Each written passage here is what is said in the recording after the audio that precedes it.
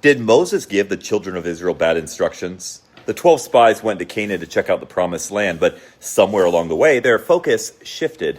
They were supposed to report on the land and remind the people of God's promise, but instead they returned weighed down, not just by the fruit they carried, but by fear.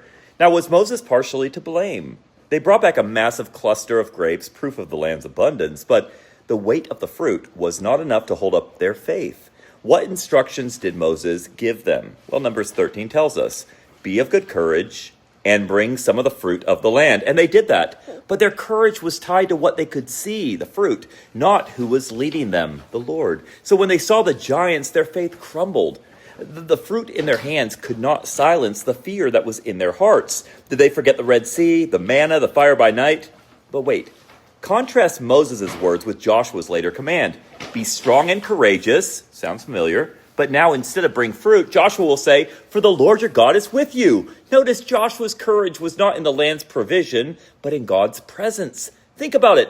What had God just recently commanded to be carried on poles between men in the wilderness? The Ark of the Covenant, the symbol of God's presence. But now they're carrying grapes, the fruit of the land. They focus on the gifts of the land more than the giver of the land.